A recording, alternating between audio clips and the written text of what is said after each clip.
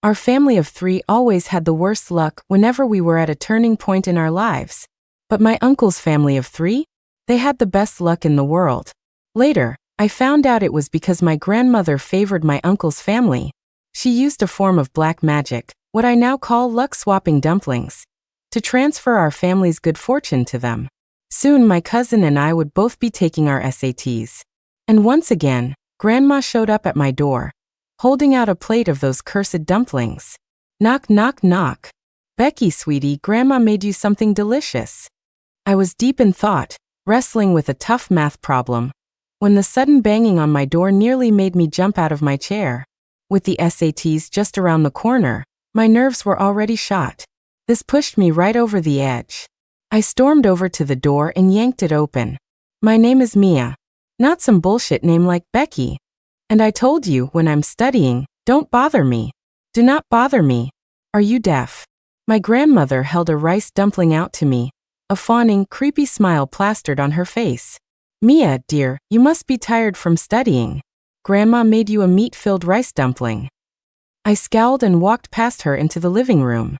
She scurried after me, once again offering the dumpling in her hands. We don't like meat-filled dumplings. Stop forcing Mia to eat them. My mom rushed out of her study, looking at my grandma with disapproval. Mia's SATs are coming up.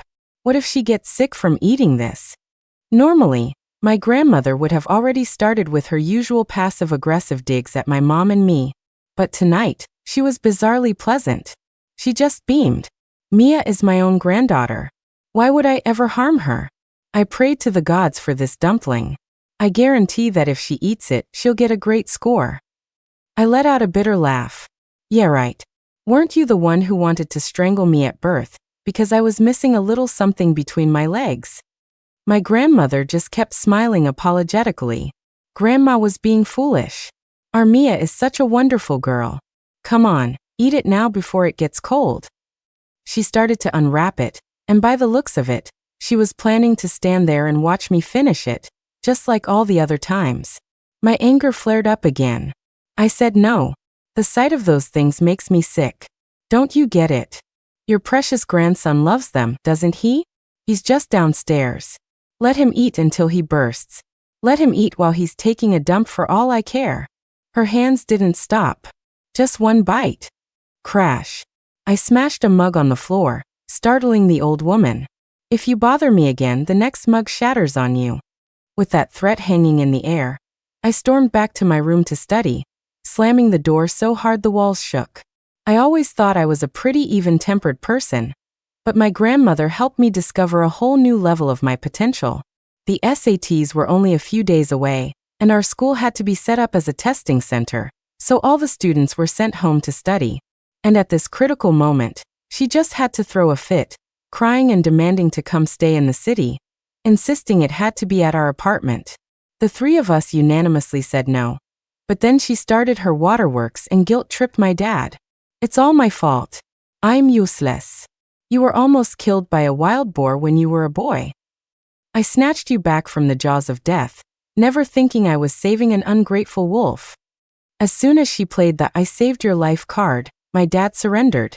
With the SATs looming, I completely lost it. My dad bought me the newest iPad, but I still wouldn't forgive him. Ever since I was little, whenever my grandmother stayed with us, she would pick the absolute busiest times to pester me. All 3 of us took turns trying to reason with her, but it was like she didn't understand human language. She'd agree to our faces, and then turn right around and continue harassing me. The old woman was cunning too. She'd always approach me with a smile, either trying to make small talk or offering to cook for me. But her idea of small talk was suggesting I marry the butcher's son from her village, or go on a date with the guy who sells fish at the supermarket. And cooking for me always meant making my cousin's favorite foods. She'd bring it to me, ask with fake sincerity if I wanted some, and when I'd say no, she'd call me picky before trotting downstairs to give it to her precious grandson. That's right. My dad's younger brother, my uncle, and his family lived in the apartment right below us. My dad only has me, a daughter, but my uncle has a son who is a few months younger than me. My grandmother, with her blatant preference for boys, was shamelessly biased toward their family. Yet every time she came to the city, she insisted on staying with us. That night, I refused to eat her rice dumpling. She lingered outside my door for what felt like an eternity, whining and refusing to leave. My mom yelled at her to stop distracting me or she'd throw her out, but it was no use. Finally, my dad got home from working late. He and my mom had to physically drag the old woman back to her room. I was so agitated I barely slept. I ended up booking a spot at a private study lounge online, planning to spend my days there until the SATs were over. The next morning, I packed my bag, ready to camp out at the study lounge. My parents had already left, and my grandma was out with her morning dance group. I breathed a sigh of relief. Out of sight, out of mind. But when I went into the bathroom to wash up, the smell that hit me when I opened the door almost sent me to the hospital. There were 2 dirty footprints on the toilet seat. The toilet hadn't been flushed, and filth had splattered onto the rim and the floor. On the sink, several globs of phlegm were stuck to the basin. It was so disgusting I wanted to claw my own eyes out. This was life with my grandmother. Every trip to the bathroom was like opening a cursed mystery box. At first, we tried to teach her not to be like this, but it went in one ear and out the other. Over time, my mom and I lost our patience. We'd yell at her every time we saw it, but her skin was thick as a fortress wall. Nothing fazed her. But then my dad would get home, and as soon as he'd say something, she'd start her pity party about how she'd saved his life. Yet, when she stayed at my uncle's place, she was perfectly well behaved. No hygiene issues, and she never disturbed my cousin while he was studying. The more I thought about it, the angrier I got. I snapped a picture of the disgusting bathroom and sent it to our family group chat. Dad, I seriously can't take this anymore. Either Grandma goes to Uncle's place, or she goes back to the village. It's her or me. After sending the text, I ran into my parents' master bathroom to wash up, then grabbed the breakfast container my mom had prepared for me and stormed out. The moment I stepped into the study lounge, I felt a wave of freedom and relief I hadn't felt in ages. I went to the break room to eat my breakfast, but when I opened the container, my temper flared all over again. My grandmother's meat-filled rice dumpling. It was haunting me. The container was opaque, and since my mom always packs my favorites, I hadn't bothered to check. That old woman must have secretly swapped out the breakfast my mom made for me with her precious dumpling. What is wrong with her? I was about to throw the damn thing in the trash when a shocked voice came from behind me. Holy crap! Is that a luck-swapping dumpling? My hand jerked in surprise, and the dumpling fell back into the container. The guy who had yelled rushed to my side. I looked up and saw it was my desk mate Leo. What are you doing here? Who gave you this thing? We stared at each other, both speaking at the same time. Leo quickly glanced outside the break room. Seeing that everyone in the lounge was focused on their work, he quickly shut the door. I can't focus at home.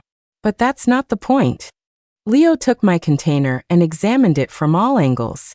Who gave this to you? This is a luck-swapping dumpling. It's some seriously bad juju. I was completely baffled. A luck-swapping dumpling. My desk mate was a decent-looking guy and a top student, but he was obsessed with all things supernatural. Our homeroom teacher, afraid he was going off the deep end, had made me, the class president, his desk mate. She hoped I could keep an eye on him and make sure he didn't declare himself enlightened and ascend to immortality before the SATs. But after a year of sitting next to him, I'd realized it was just a quirky hobby. He was pretty normal otherwise. I don't know if it was because he looked so sincere or because my grandmother was so insincere, but the moment he said it, I immediately believed that this dumpling was something evil. A luck-swapping dumpling is a really nasty kind of black magic, Leo said, his face grim as he carefully examined the dumpling. It can secretly transfer your luck, your abilities, and even your positive mindset to someone else. I still didn't get it. How does it transfer? Leo said seriously, let me give you an example. Let's say I'm a total slacker, and you're a genius. The SATs are coming up, and I want to coast into an Ivy League school with a super high score I didn't earn. As he spoke, Leo held up his hands. So a few days before the exam, I get both of our full birth charts, and then I collect some of your fingernails and hair. I got goosebumps. Collect them for what? to brew some kind of potion. Basically, he said, holding up the dumpling, you burn a special talisman with the birth chart written on it, along with the hair and nails, into ash. Then you mix the ash into the sticky rice to make the dumplings. Then we each eat the dumpling containing the other person's birth chart. On the day of the SATs, our souls will inhabit each other's bodies. I set bolt upright, stunt.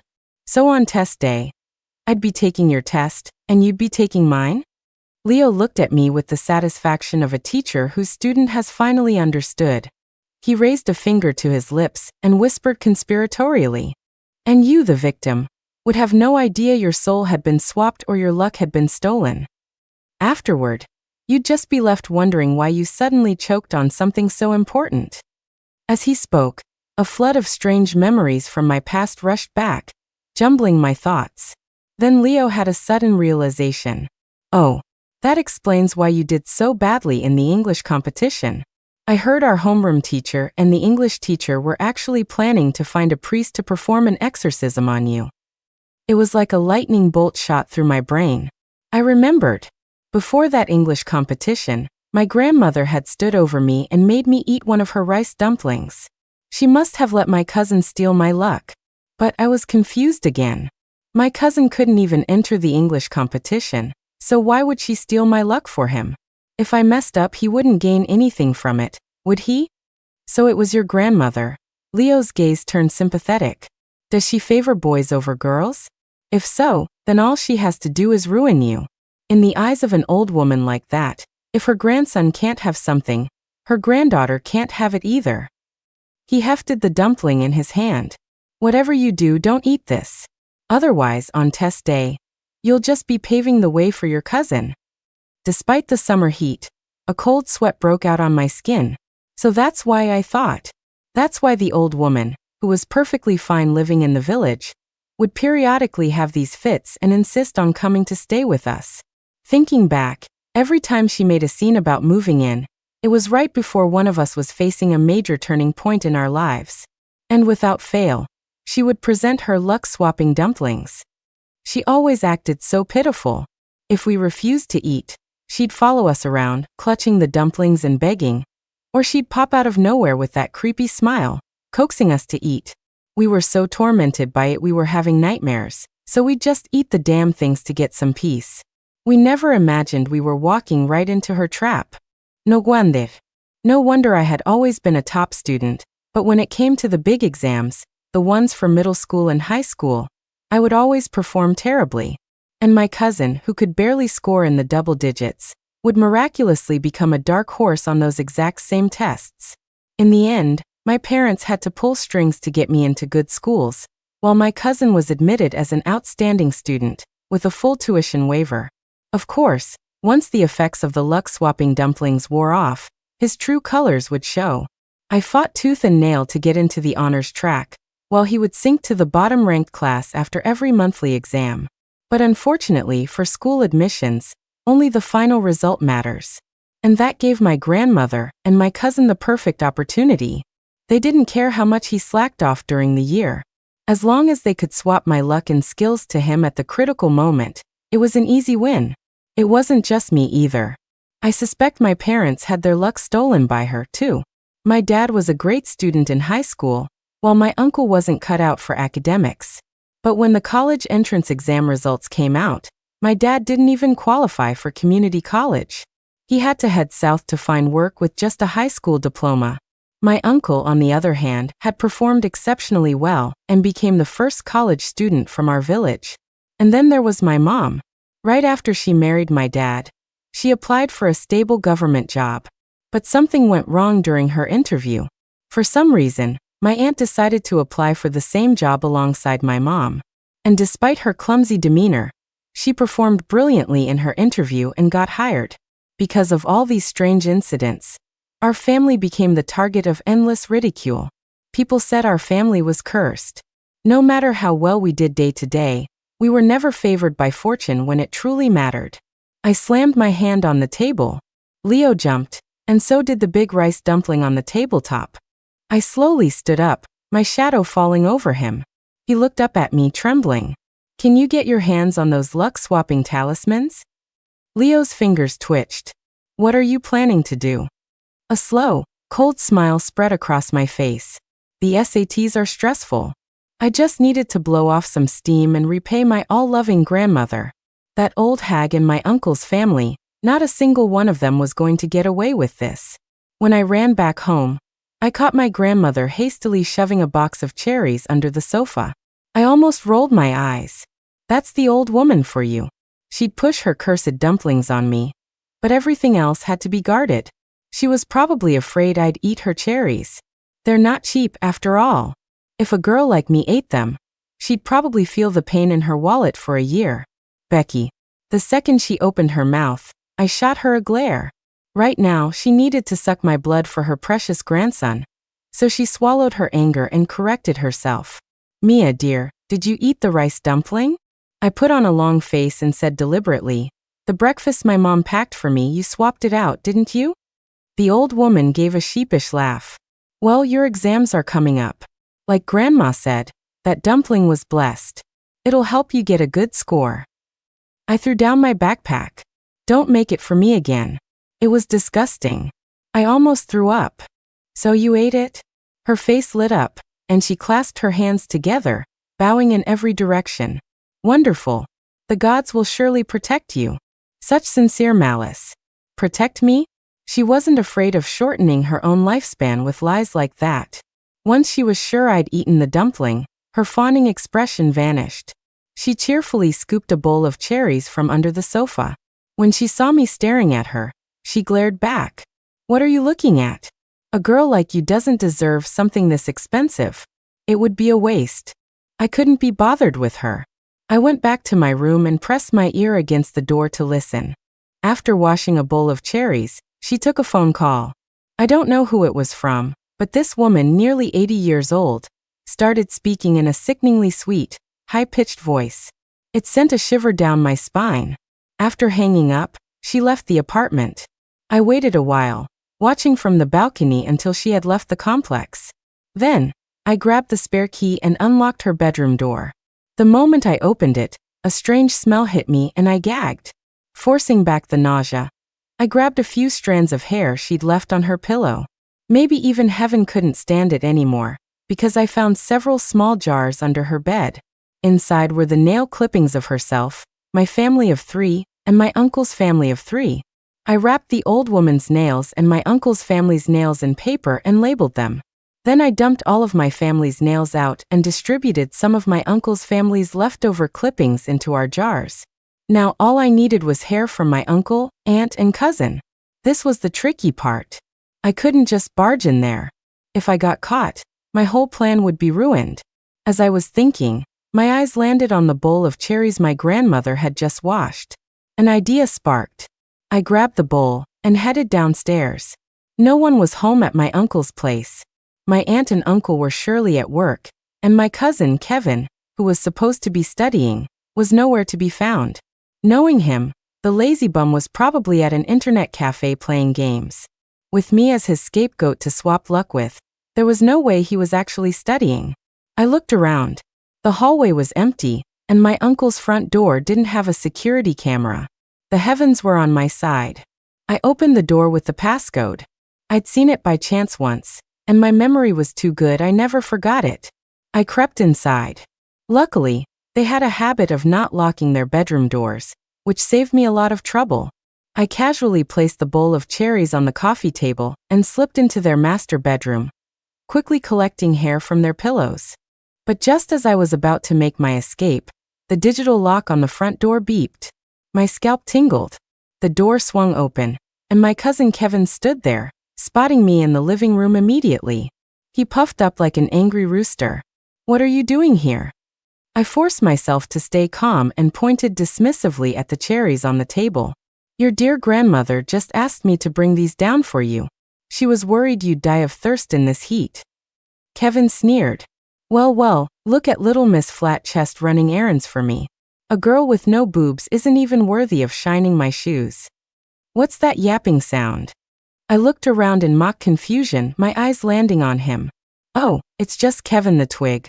A grown man still needing his granny to bring him fruit. What's wrong? Are those 2-inch legs of yours the only ones you've got left? Kevin completely lost it. Mia-chan, you just wait. After the SATs, I'm gonna find some guys to fuck you up. Ooh, I'm so scared, I said, crossing my arms with a smirk. With that kind of energy, you should probably start looking for a factory job. You can start screwing on bolts right after the exams. At the mention of the SATs, Kevin got cocky again. You probably won't even score better than me. I'll be off to college in New York, and you? You can find a brothel and start turning tricks. I was about to fire back, but then Leo sent me a text, telling me to hurry up. I took a deep breath. A war of words was pointless right now. In a few days, I'd show them. Seeing me back down, Kevin laughed and made an obscene gesture at me. The normally even-tempered me didn't curse him out. Instead, I grabbed a shoe brush from their shoe cabinet and hurled it at him. My aim was perfect. The brush flew right into his open mouth. Perfect. I bolted, leaving Kevin shrieking behind me. I grabbed my backpack and ran to meet Leo. On my way, I passed a waste disposal station and tossed my family's nail clippings in for good measure. Leo took me straight to his house. His parents were probably at work, but I still felt a little awkward walking in. Why are you acting so shifty? Leo asked, confused. It's not like we're here for a secret rendezvous. True, I thought, but we're here to perform black magic. That's not exactly normal either. Leo took the hair and nails I'd collected. I need their full birth charts. I handed him a notebook. Back in our hometown, things like fortune-telling and praying for blessings are a big deal. Every New Year, my dad would go to the temple to pray for our whole family and get our fortunes read. I'd seen him write down the birth charts for everyone on my grandpa's side of the family in that notebook. Thinking about it now gives me chills. You really can't just give out your birth chart to anyone. You never know when you'll run into someone with bad intentions, like my grandmother. You could end up dead without ever knowing why. I zoned out for a second, and when I looked up, Leo had taken the materials into a room and locked the door behind him. Ting-a-ling-ling. A crisp bell sound echoed from inside, making me feel dazed, as if my soul were being pulled away. But a second later, I saw a bright red glow under the door. The sight shocked me back to my senses. He isn't actually performing a ritual in there, is he? Oh my God, please don't let him burn the house down. This was just about getting back at that loser Kevin. I didn't want to be responsible for taking an Ivy League prospect down with me. My homeroom teacher would cry her eyes out. I looked around wildly, then rolled up my sleeves, ran to the hallway, and grabbed a fire extinguisher. I burst back into the room, only to find myself face to face with Leo, who was holding 4 glass jars. Leo asked, "What are you doing?" Seeing him perfectly fine, I was stunned. I honestly thought he was going to burn himself into a crisp. Leo had actually managed to get the luck-swapping talismans. When I asked him where he got them, he wouldn't say. But I wasn't that curious. Right now, I just wanted to destroy that old woman and my uncle's family. However, for 2 high school students like Leo and me, solving equations was one thing, but wrapping rice dumplings was another. After watching 800 tutorials, we finally managed to make something that didn't look like a pile of crap. As I mixed the powder from their hair and nails into the sticky rice, I thought about all the dumplings I'd eaten before, all of them containing Kevin's hair and nails. It was so disgusting. I gagged as I wrapped them. When the 4 green dumplings were finally done, another problem arose. How am I going to get them to eat these 4 things? Leo gave me a mysterious smile. Just tell your grandmother they're from the sanctuary on Spirit Mountain. Say your classmate's family has government connections and managed to get a few. I was skeptical, but I carried the 4 big dumplings home as the sun set. I ran into our building's cleaning lady at the entrance. When I got inside, I saw my parents and my grandmother about to sit down for dinner. With everyone there, I walked into the dining room and said excitedly, "Mom, Dad, my classmate said his family got some blessed dumplings from the Spirit Mountain Sanctuary. Let's eat them now, okay?" As expected, my grandmother's eyes lit up. She snatched the 4 dumplings out of my hands. "Grandma, what are you doing?" I pretended to be upset. My classmate gave those to me and my parents. My grandmother examined the dumplings excitedly. The Spirit Mountain Sanctuary is incredibly powerful. A precious dumpling like this would be wasted on a girl. My parents' expressions immediately soured. My dad said sternly, "Mom, if you bring up Mia's gender one more time, you're going back to the village tomorrow." "What kind of grandmother are you? They're just a few stupid dumplings, and you're fighting a child for them." My mom slammed her chopsticks on the table. "If you despise our family so much, then stop mooching off of us all the time." My grandmother wasn't even listening, completely lost in the joy of possessing the Spirit Mountain dumplings.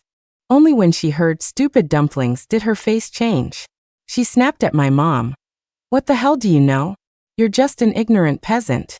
I suppressed my rage and looked at my mom, feigning hurt as tears welled up in my eyes. "Mom, my classmate's dad is an official, and they only managed to get a few. I want to eat one. The SATs are right around the corner. I need some good luck too."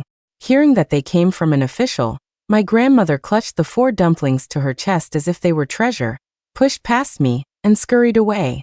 My mom rushed over and hugged me. "Are you hurt? It's okay, it's okay. If you want dumplings, Mom will buy you some others." She deliberately glanced at my dad and said in a louder voice, "We don't want anything that old hag has touched. It's bad luck." I immediately stood up and patted my mom's arm reassuringly. There was no time to explain. Leo and I had worked all afternoon, and I had to follow the old woman to see the results. As I suspected, the old woman took the dumplings straight downstairs to my uncle's apartment. I tiptoed over and pressed my ear to their door, immediately hearing her giddy voice. Cool me. That worthless girl Mia brought these back from the Spirit Mountain Sanctuary. I had to fight tooth and nail to get them. That damn girl wouldn't give them to me. She even pushed me. Almost broke my old bones. That old hag was already blaming me. Inside, Kevin put on a show of defending her. "How dare that bitch Mia push you? Doesn't she know that's bad karma?" My uncle chimed in, then added with confusion, "But Mom, what's so special about these dumplings? Are they like the ones you make?" He trailed off, a subtle change in his tone. So they knew all about the luck-swapping dumplings. No wonder they insisted on moving in below us all those years ago. It must have been to keep an eye on us. My grandmother laughed. "These are different. Dumplings from Spirit Mountain are for blessings. They're very powerful. Look, they even have notes handwritten by the master monk. Kevin, come here and read what these say." Kevin's voice piped up again. "A bright future, wealth and prosperity, eternal youth, and a long life." My uncle and aunt were overjoyed. "Perfect. That's one for each of us." The 4 of them happily divided the dumplings, completely unaware that I had written the notes myself. I had dusted off my calligraphy skills, which I hadn't practiced in 3 years, to tailor my revenge for each of them. As they ate, the family of 3 showered the old woman with praise, saying how capable she was and how they must have accumulated 8 lifetimes of good fortune to have her. The old woman was beaming. She seemed to be speaking to my uncle. "You're my only son. Who else would I be good to?" I froze. What did she mean? Her only son? Inside, the old woman was still sighing. "Back then, if it wasn't to keep him around to swap luck for you, I would have been happy to let him die in that wild boar's mouth." That night, I sat at my desk, my mind reeling from the bombshell the old woman had dropped. My dad wasn't her biological son? The more I thought about it, the more it felt true. It made perfect sense that a rotten bamboo stalk like her would produce a rotten shoot like my uncle. How could a normal person like me, Mia Chun, possibly have her blood running through my veins? Just then, a knock on the door broke my thoughts. My mom came in with a bowl of sweet soup. I knew she was worried I was upset about what happened earlier, but with the SATs just 2 days away, I didn't have time to explain everything. "Mom, I overheard something at Uncle's place just now." My serious expression made her nervous. I handed her 2 small, sealed plastic bags. One has Dad's hair, the other has hers. When you have a moment in the next few days, please get a DNA test done. I had full faith in my mom. After handing over the hair samples, a huge weight lifted off my shoulders. I don't know if it was because the luck-swapping dumpling business was resolved, but the anxiety that had been plaguing me for days completely vanished. I performed exceptionally well during the 2 days of the SATs. After so many years, it was the first time I felt I had performed normally on a major exam. I got home, ready to change and go to a party with my classmates, but as soon as I walked in the door, our class group chat exploded with over 100 new messages. Video shocking. Campus belle gets public confession from an 80-year-old woman. WTF is going on? It's trending everywhere. A reporter came to our school this afternoon to interview students after the exam. While they were talking to the campus belle, an old lady suddenly rushed into the frame with a bouquet of roses and confessed her undying love. I clicked on the trending topic. It had already gone viral. The old woman confessing her love to the campus belle was none other than my grandmother. Or more accurately, my grandmother's body, controlled by Kevin's soul. When I was writing the notes for the dumplings, I had mixed Kevin's birth chart with the long life talisman and my grandmother's birth chart with the a bright future one. I had guessed they would eat the dumplings according to the blessings on the notes. So for these 2 days, Kevin and my grandmother would be unknowingly inhabiting each other's bodies. Kevin had a huge crush on the campus belle, but he was a rotten shoot, just like his father. His way of showing affection wasn't through support and self-improvement, but by harassing the girl. He probably thought he could corner her on camera and force her to accept his confession. But because he'd eaten the luck-swapping dumpling, he had no idea he was currently in the body of an old woman. In the video, everyone was frozen in shock. I watched as Kevin extended a wrinkled, liver-spotted hand and shoved a bouquet of roses into the girl's arms. She was petrified. Then, before anyone could react, he pulled her into a hug. "Be my girlfriend. I promise you, you'll have more good luck than you can ever imagine." He even smiled. He probably thought he looked charming, but in my grandmother's body, his skin crinkled into a terrifying mask. He looked like he was about to strangle her. Even through the screen, it felt like I was watching a horror movie. I can't imagine what the poor girl was feeling. She was so scared she burst into tears, dropped the flowers, and ran off with the speed of an Olympic sprinter. The class chat was still buzzing. Our school has been cursed these past 2 days. First, we had an illiterate show up for the SATs, and now a campus belle gets a terrifying confession. What's this about an illiterate at the SATs? I know. It was Kevin, the guy who's always at the bottom of our class rankings. He was in my testing room. When the test started, he didn't know how to stick on his barcode sticker, fill in his student ID number, or even write his own name. He told the proctor he couldn't read. The SATs? Is he insane? So he just turned in a blank paper? His total score for all subjects has never been over 100 anyway, so it's not much different from a blank paper. I really don't know how he scored so high on the high school entrance exams to get into our school in the first place. Excellent, excellent. I scrolled through the chat with satisfaction. It seemed the 80-year-old's 2-day SAT tour had gone smoothly. I changed into a new dress and was about to head out when my mom rushed into my room. She was beaming. Let's go, let's go. We're going to see a good show first. I'll take you to your party later." Before I could even ask, she had hustled me into the car and driven us to the hospital. The hospital lobby was filled with wailing and screaming. I immediately recognized the voices of my uncle, his family, and my grandmother. "I don't care. You have to pay $30,000 for emotional damages." A large, burly middle-aged man was yelling at my uncle's family. He pointed to a pale-faced old man in a wheelchair next to him. "Your son at his young age has no shame." He grabbed my father and started groping him. "An old man can't handle that kind of shock.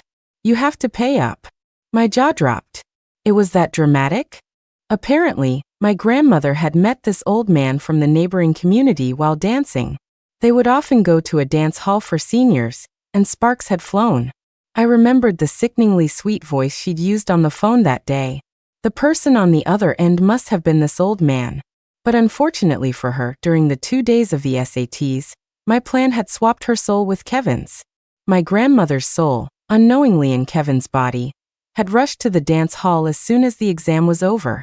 She might have even crossed paths with the 80-year-old woman confessing her love to the campus belle. Right now, Kevin and my grandmother were too humiliated to even look up. One, as an 80-year-old woman, had just passionately declared her love in front of the whole country. The other, as an 18-year-old boy, had been caught groping an old man in a dance hall. The story was wild enough to keep TMZ busy for a year. I thought they were all at the hospital for the old man's psychiatric evaluation, but my uncle and aunt were completely ignoring him. Instead, the two of them were fighting, literally tearing at each other's hair. My aunt was a force of nature. She grabbed my uncle's hair and threw him 2 meters away. Like father, like son. A big bastard born from an old bastard. You should take a good look at yourself before you go chasing after young girls. Rotten shoots from a rotten stalk. The whole nest is bad. My aunt then turned on Kevin, grabbing his ear. At least your grandma and your dad have the sense to go after young grass. But you? You had to go and chew on an old cucumber, didn't you? How dare you call my dad an old cucumber? You bitch. Don't you dare insult my precious grandson. The old man's son and my grandmother roared at the same time. My mom and I were hiding behind a pillar in the lobby. I nudged my mom. What's going on with my aunt and uncle? My mom's eyes were sparkling with gossip. This afternoon, your uncle's mistress showed up at their apartment. She was screaming in the middle of the complex, calling your uncle a two-faced liar. After listening to all the gossip my mom had gathered, I pieced together the full story. It turned out my uncle had a mistress. The two of them were inseparable, and my uncle, at his age, felt like he was experiencing his first love all over again. He was madly in love and promised that as soon as Kevin finished his SATs, he would divorce my aunt and marry the mistress. But thanks to the luck-swapping dumplings, my uncle and aunt had swapped souls for the past 2 days. Today my aunt's soul, in my uncle's body, went to work and was cornered by the mistress outside the office. The mistress shyly announced she was pregnant and urged my uncle to hurry up and divorce my aunt so she could be with him. My aunt's soul was utterly shocked. In my uncle's body, she took off her shoe and chased the mistress for half a mile. The mistress thought my uncle had deceived her. Worried about her pregnancy, she didn't fight back. Instead, she took a megaphone to our apartment complex and broadcasted my uncle's dirty laundry for everyone to hear, painting herself as the innocent victim. Now, with the SATs over, the effect of the dumplings had worn off, and all 4 of them were back in their own bodies. They hadn't gained any good luck, but they were left with a massive, chaotic mess. In a single afternoon, the 4 of them dominated the trending topics online, becoming the nation's biggest summer joke and nearly knocking #SAT prompts off the top spot. It was almost 11 p.m. by the time I got back from my class party. Leo and I lived in the same direction, so he walked me home since I'd had a few drinks. We were about to say goodbye when we heard the sound of things crashing from upstairs, followed by the old woman's blood-curdling scream. My scalp tingled. I looked at Leo, and we both sprinted upstairs. My grandmother was fighting with my mom. My dad was shielding my mom, but the old hag had smashed all the cups on our coffee table and stood there with her hair disheveled, looking completely crazed. The moment she saw me, her eyes were like daggers. She shrieked, "Mia-chan, it was you. You gave us those dumplings and ruined us." Leo immediately stepped in front of me, then asked with feigned confusion, "The dumplings my dad got from Spirit Mountain? Weren't they just for you and your parents?" I instantly played along. She snatched them from me, said I was a girl and didn't deserve to eat them. The old woman's murderous gaze shifted to Leo. You conspired with her to harm us." Leo just laughed. "Ma'am, are you accusing the Spirit Mountain Sanctuary of peddling black magic?" The old woman seemed to both worship and fear Spirit Mountain. At Leo's words, she trembled. Leo continued, "My family eats them every year and we've never had a problem. How is it that the moment you snatch them, everything goes wrong? Could it be that you've done something to earn bad karma?" The old woman trembled even more violently, her previous rage completely gone. She guiltily looked away, but her reaction seemed very suspicious to my uncle's family. I helpfully voiced their thoughts. "So the blessed dumplings from Spirit Mountain don't work on people who have done bad things?" Leo smiled. "If someone has used black magic to harm others, not only will they not receive any blessings from the Spirit Mountain dumplings, but all the harm they've inflicted on others will be reflected back onto them, twofold." My uncle exploded. Forgetting all about filial piety, he grabbed the old woman by the collar. "Does this mean Kevin's SATs are ruined too?" The word reflected had already terrified the old woman. She went limp like a pile of mud, tears streaming down her wrinkled face. So Kevin didn't steal Mia's luck? After the day's roller coaster of events, my uncle was on the verge of a breakdown. He roared at the old woman. You promised. You promised you would ruin their family. You promised they would always be beneath me. Why did you have to be so greedy and steal those 4 dumplings? My mom's voice was sharp with alarm. What do you mean? What do you mean, steal Mia's luck? My uncle snapped back to reality and was about to deny everything, but Leo very helpfully explained the whole concept of the luck-swapping dumplings. Once a seed of doubt is planted, it can unravel everything. My dad looked at the old woman in disbelief. So the year I failed my college entrance exams out of nowhere, and my brother, who barely studied, got into college, you stole my luck and gave it to him? And all those clients I had secured who suddenly backed out? And Emily's civil service interview? And Mia's middle school and high school entrance exams? That was all you. Mom, why? I'm your son too. All I owe you is my life. Why couldn't you leave my wife and child alone? Why did you have to sacrifice them to pave the way for your younger son's family? My mom pulled him back and slammed a piece of paper on the coffee table. Why? Because you're not her biological son. Seeing my dad freeze, I pulled Leo out into the hallway. The door closed, shutting out the eruption of arguments inside. Pretty crazy, right? Having a classmate witness your family drama is mortifying. I felt so awkward I wanted the floor to swallow me whole. I looked at Leo. He was much taller than me, and the hallway light shone down from above, highlighting his handsome features. I patted my cheeks, telling myself it was just the stress of 3 years of high school. I'd paid more attention to textbooks than boys. At this point, I'd probably find a husky good-looking. But Leo just shrugged nonchalantly. I should say congratulations. You're finally free of that bizarre group of people. My dad's muffled sobs seeped through the door, and I couldn't help but sigh. Leo looked worried. After all this, your dad isn't still going to feel obligated to her and your uncle, is he? No way, I said confidently. I think we'll be moving soon. My parents fell in love on their own, and they've had a strong, loving marriage for years. They share the same values and are both driven.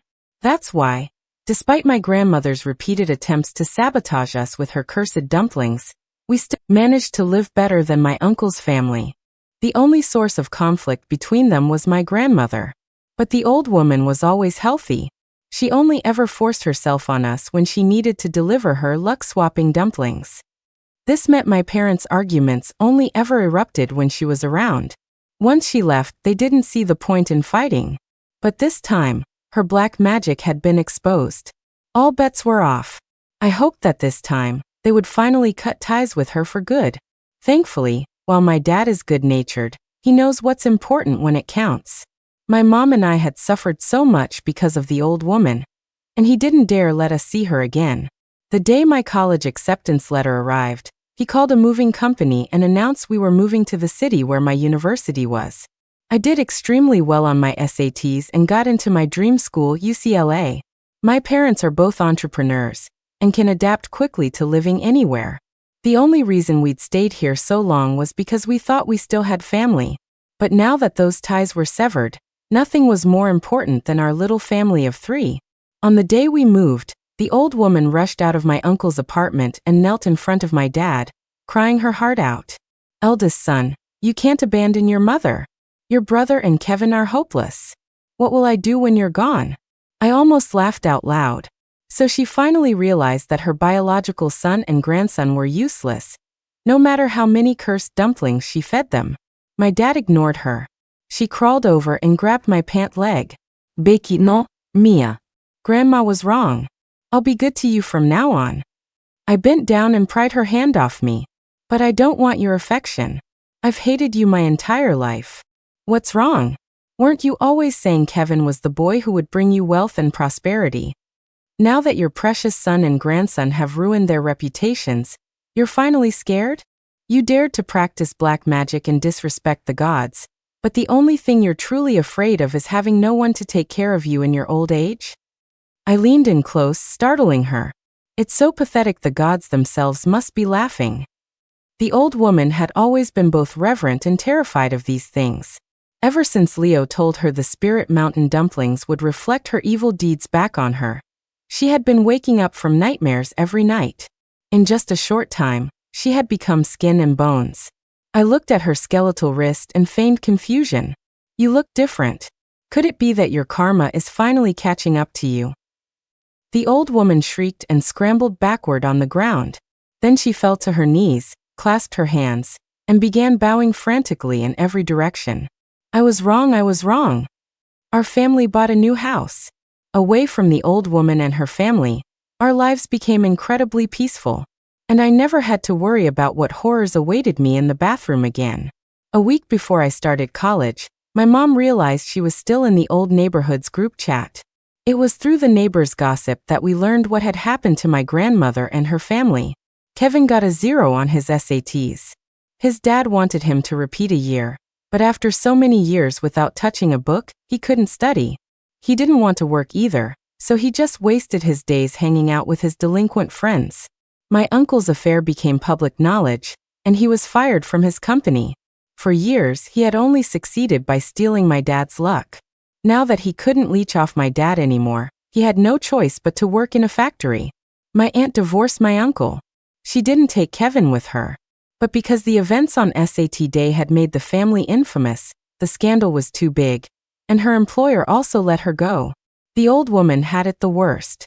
My uncle's family blamed her for everything. Fearing that her black magic would continue to bring them bad luck, my uncle forced her to move back to the village. Without us as her scapegoats, she couldn't get a penny from my uncle, and had to survive by collecting trash in the village. Perhaps because the village was deep in the mountains, the old woman's paranoia grew worse at night when she was alone. Last week, she woke up in the middle of the night and slipped on her way to the bathroom. A neighbor found her the next day and took her to the hospital, but she passed away shortly after. Only my uncle attended her funeral, and he only stayed for a few hours before rushing off. The old woman probably never imagined that the son and grandson she treasured so much, enough to resort to black magic, would not only refuse to support her, but wouldn't even spare her a second glance after she died. The day before I started college, I went to a temple to light some incense. Once bitten, twice shy. I was genuinely afraid I'd run into another one of those quiet, backstabbing weirdos like my grandmother in college. Before leaving the main hall, I couldn't help but turn back and bow a few more times in sincere prayer. Mia-chun. I turned at the sound of my name and saw Leo. He had gotten into the same university as me. I was surprised to see him here praying today too. Does he practice both Buddhism and Taoism? Is that even allowed? Before I could figure it out, Leo grabbed my hand and started running. Hurry. I'm taking you somewhere. We ran through layers of trees on the mountainside, followed a winding path, and when I saw the building up ahead, my heart leaped with excitement. Leo pulled me along, picking up the pace. And just like that, with our eyes fixed forward, we ran right past the temple of the matchmaker god. We stopped in front of the temple of the god of wealth next door, and bowed down in devout prayer.